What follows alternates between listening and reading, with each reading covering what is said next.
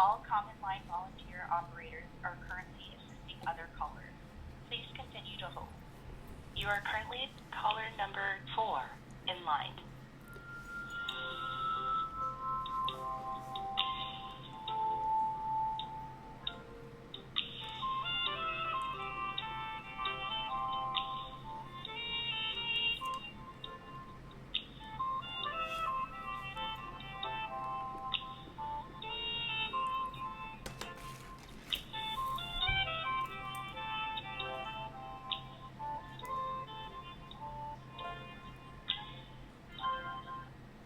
All common line volunteer operators are currently assisting other.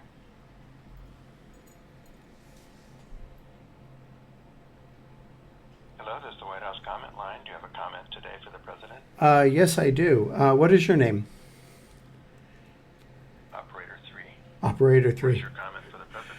Okay. My comment has to do with the Russia-Ukraine conflict. I am an American, but I've been living in Russia for 10 years. I'm actually calling you from Samara right now in Russia, about 500 miles east of Moscow. I teach English here. I work with people that are sometimes very high-ranking bankers and former, potential diplomats and even parliament members from time to time, because they all want to learn English sometimes. So. I hope this isn't just crazy. I know you guys get you get all kinds of stuff, but this is mine. I've obviously been following the war because it affects us. While we were living in Moscow up to just a few weeks ago, I used to hear drone attacks come in. I saw one happen where anti-aircraft blew one up over our home and stuff like this. And I believe that President Trump's idea is right about not taking a side on either side of the conflict because both sides need to settle. But each one wants something different, and I don't think the Russian side is being listened to.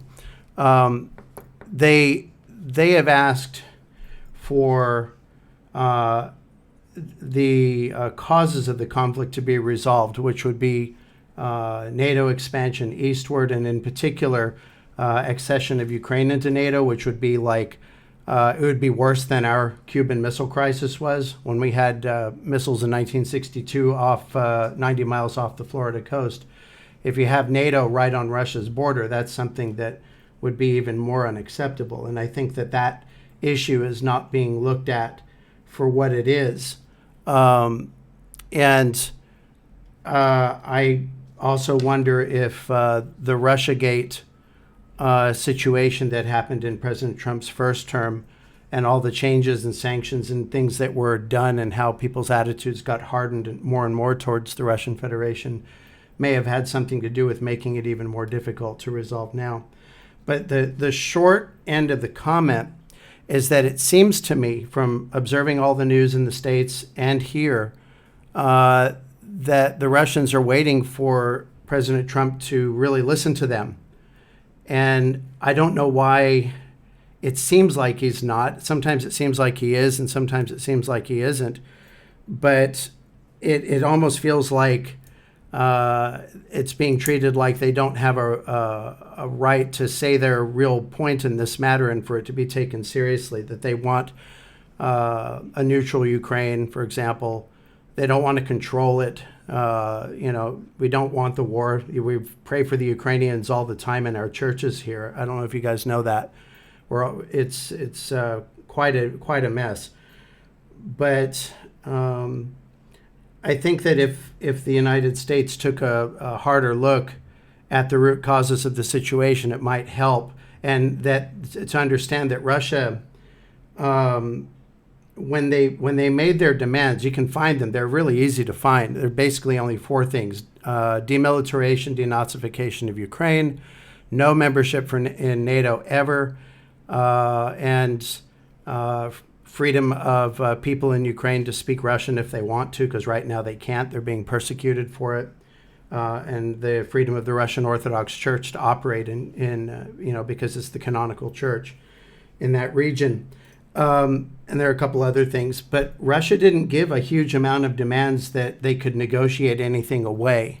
They gave basically the zero set. And I was talking to my friends here. One of them is a former Duma member, and I pointed that out. I said, I think the Russian side negotiated it wrong because they didn't put in things that they could actually afford to get rid of in negotiations. They just started at zero, and it's like the U.S. expects them to be able to make a compromise, and they can't. So I'll end it with this, I guess. But I offered on this side, because of my connections here, I suggested a liaison group of Russian people and American people that live in Moscow or live in Russia that speak the language and understand each other's cultures pretty well to help with any kind of negotiating team, because we are here. I've been here for a long time, and I understand a lot of what's going on in a way that you can't really get if you're not here. The idea got a lot of interest, but it never took. And then I thought that President Trump actually kind of did something similar when he sent Steve Witkoff over here a few times, because Steve did a great job. And I think he has. I think he's the guy that would have the best set of perspectives on how to solve this thing. But I felt like I needed to pitch in. I've written a bunch of times on Truth Social about this stuff, and I do geopolitical analysis as a kind of an intense hobby. I wrote for a geopolitical magazine called The Duran for many years, and occasionally still publish pieces on it. So I've been studying this issue for a long, long time, and I'm a big supporter of President Trump, and I want to just offer these ideas as help if there's any way that they can be helpful. If there's anything that I can personally do on this side to help, I would be happy to do it. It's just, but I felt like if I didn't say something about it, I wasn't doing my part. Sure, I understand your point, and certainly I can pass on your comment, but I would encourage you to consider putting it in writing and sending it to the White House. I have. Yeah. Oh, okay, fine. I have.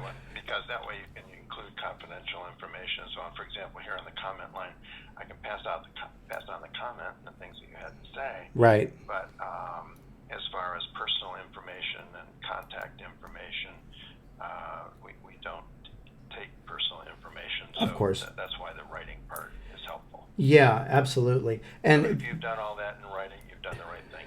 Good. Great. There's one other thing, if you don't mind. It's a much briefer thing, and it's just that it's associated with the same problem. When the Russiagate scandal got escalated in the first term, there was a lot of pressure placed on the Russian side for the U.S. embassies here in Russia. There are several consulates, and since I was living in Moscow, that was the biggest one, obviously, and they shut down all of their services, so it became impossible for Russian citizens to get visas within the Russian Federation. They had to go somewhere else.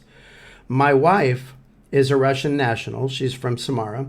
And we went to an embassy in Astana, Kazakhstan 2 years ago in 2023.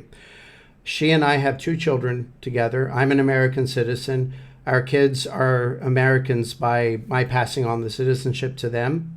So they're American and Russian dual citizens, and my wife is a Russian citizen.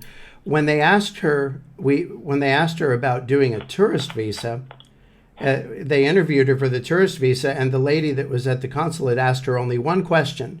She asked her, "Are you afraid of returning to Russia?" My wife said no. She has no fear. It's her home. Why should she be afraid of it? She was denied her visa. That was the only question they asked her. They said, "You're denied." They closed the gate. They gave her this form paper, and that was the end of it. And it seems absurd that, one of the things that's a little dangerous here, like I said, I'd seen a drone attack here a few weeks ago in Moscow, heard the anti-aircraft fire in a park from near my home, and then it detonated the drone, and I saw it almost straight above my home. And, and we've been getting hit all the time. I can't leave here. I can't take my family home because I can't get passage from my wife. And I have written about that. Also, I wrote directly. I got a immigration visa thing going for her. The USCIS. I filed it in late 2023, and there has been absolutely no response. And I know you can't take case numbers and stuff like that, but I sent that. So there's a lot of this leftover mess. I'm that I think the last administration helped create it, but it's a pain, and it's also sometimes a little distressing. I'm not going to leave here because I can't take my family with me, but even and I've got no choice. We often joke about it, like well, I could take her to Mexico and cross the border, but thank God they closed the border too, so that's great. Um, but for a while during the Biden term, that was the joke. I was telling my parents back at home, my father says, well, we can take her to Mexico and just walk across at Juarez, and of course we don't want to do that. I follow guidelines here, because I'm grateful I get to work and do things here. They're good people. And, we've got the best country in the world in the United States, and I feel sad that I can't bring my wife to see it. She's never seen it.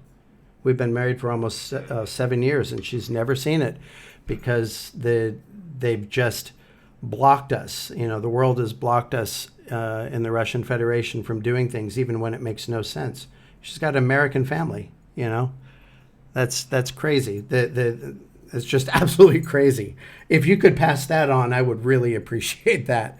And the letter does exist. So I sent a letter about that situation in January. Okay, good. Okay, you're doing the right things. I'm happy to pass on the comment. All right. Thank you, sir. Have a good rest of the day. Nice to speak with you. Nice to speak with you. Thank you. Bye-bye now.